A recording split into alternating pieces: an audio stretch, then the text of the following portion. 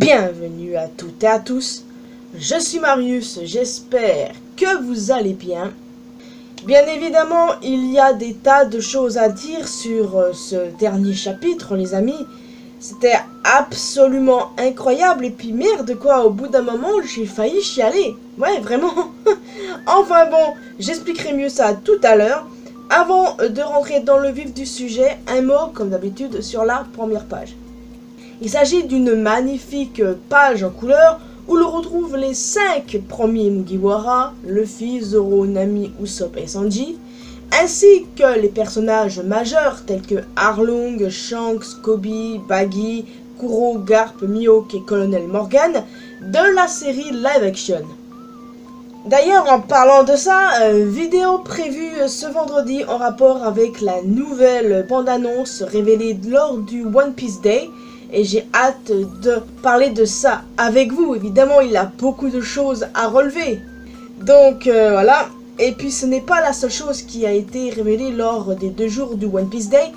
Il y a eu des tas d'autres trucs, comme évidemment les premières images du Gear 5, mais aussi le manga One Shot Monsters d'Eiichiro Oda qui est sorti en 1994 va avoir droit à une adaptation animée, et ça c'est vraiment cool parce que c'est canon à l'univers de One Piece, contrairement aux autres one shot d'Oda avant One Piece.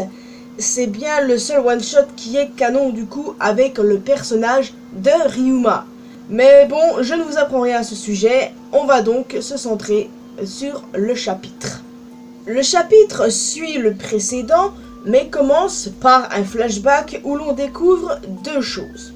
Déjà, on apprend quelle est la vraie philosophie de Garp, ce qui est cool, et on apprend également que sur Amazonili, Kobe s'est livré de lui-même à Teach pour sauver des marines capturées par ce dernier. Je me disais bien que c'était un truc du genre, pour être honnête. Quel homme ce Kobe, quel homme! On retourne ensuite au présent, là où s'était arrêté le chapitre précédent. Garp met en place un plan bien précis. Pendant qu'il fera diversion, Kobe doit détruire la main géante de Pizarro, Grus doit protéger le navire des débris, et Hermep doit les couvrir tous les deux. Et aussitôt dit, aussitôt fait. Garp assène un autre coup de poing à Kuzan et défonce le crâne de l'île afin d'atteindre Pizarro, créant ainsi une occasion pour Kobe. Nous avons ensuite eu un petit flashback qui nous explique que Kobe s'est bien plus entraîné que ce que Garp croyait, s'entraînant notamment sur les vieux cuirassés de la marine, tout comme Garp. Et c'est pour ça que Garp a demandé à Kobe de détruire la main de Pizarro, parce qu'il lui fait confiance et qu'il fait confiance à sa force. Et c'est qu'il a eu raison, notre bon vieux Garp, hein, car Kobe, il nous a fait une dinguerie, il nous a fait une putain de ces démonstrations de puissance digne de Garp. Voilà Kobe, voilà, c'est ça qu'on veut mon frère, c'est ça qu'on veut. Il en a fait fermer des bouches de rageux rien qu'avec ça. Incroyable les amis. Il a énormément progressé, je suis si fier de lui quoi. L'évolution du perso est vraiment incroyable, c'est quelque chose quoi. On parle d'énormément d'évolution de personnages dans les mangas en général, notamment dans One Piece, mais Kobe c'est quelque chose, vraiment. Wow. En tout cas, cela confirme que Kobe possède bien le haki des rois aussi. Cette page était tout simplement sublime. Donc, au bout du compte, Kobe, Hermep et Grus ont rempli leur mission à bien et ils ont réussi à sauver le navire. Et ils ont donc pu s'enfuir de la ruche. Mais sans Garp, qui s'est fait démolir par Kuzan et qui s'est fait violemment transpercer par un de ses pics de glace. Avec Garp qui rit à la fin... Ah, ça sonne comme la fin ultime du personnage, hein, n'est-ce pas? Et j'avoue que c'est à ce moment-là que j'ai failli chialer personnellement. Mais j'ai réfléchi directement.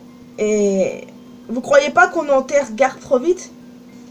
J'ai vu sur les réseaux sociaux qu'il y a déjà des tas de gens qui enterrent Garp comme s'il était déjà mort, quoi.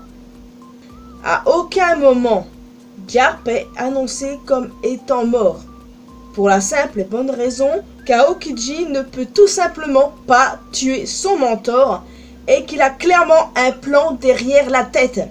C'est ce que je vous dis depuis des mois et des mois et des mois, voire des années depuis qu'Aokiji était révélé travaillant avec Teach. C'est assez évident de toute manière qu'il a quelque chose derrière la tête. Et comme je vous l'ai dit la semaine dernière, c'est impossible selon moi que Aokiji tue Garp. Impossible. Kuzan a infiltré l'équipage de Teach. Sa vision, qui est l'une des meilleures visions ever, n'a clairement pas changé.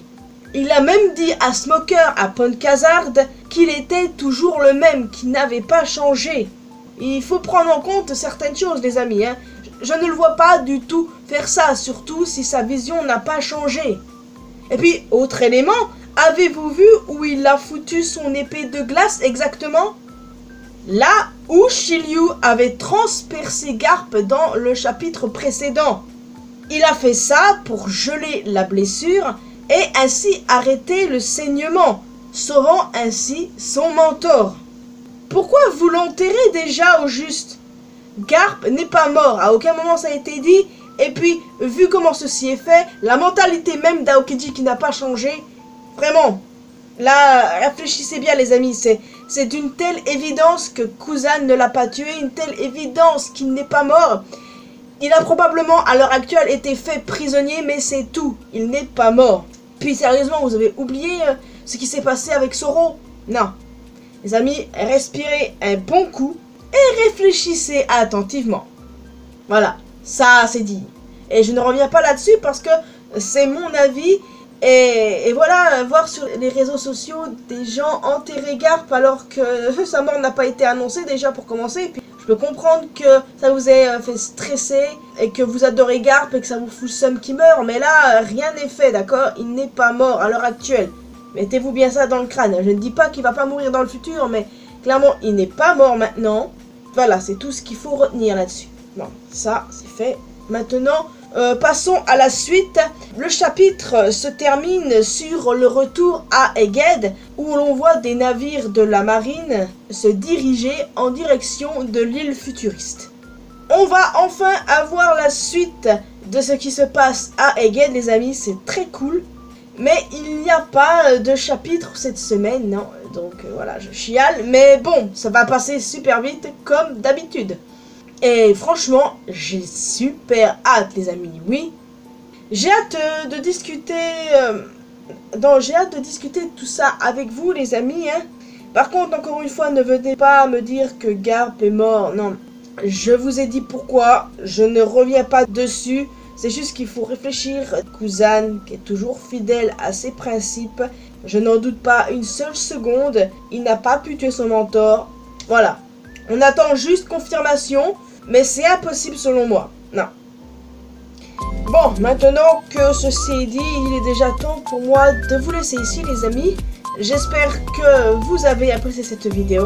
J'ai hâte d'en discuter avec vous. Qu'est-ce que vous voyez pour la suite, évidemment, concernant Garp, bien sûr, mais aussi sur Egghead, parce que oui, la marine va débarquer. Je rappelle qu'il y a Kizaru et Saturne, l'un des 5 doyens, qui vont débarquer. Ça va être problématique, ça va être le gros bordel, il va se passer des trucs de ouf et j'ai super hâte de voir ça. Je trépigne d'impatience, les gars, vraiment. Vous pouvez aussi laisser un petit pouce bleu, ça fait toujours plaisir, évidemment. Vous pouvez me retrouver sur mes réseaux sociaux, évidemment. Les liens sont dans la description. Et le plus important, abonnez-vous à cette chaîne ainsi qu'à ma chaîne secondaire pour qu'on puisse se retrouver dans une prochaine vidéo. À dans 2 semaines pour le prochain chapitre et dès vendredi pour une analyse profonde de la bande-annonce officielle de la Circle of Action One Piece. Bye bye!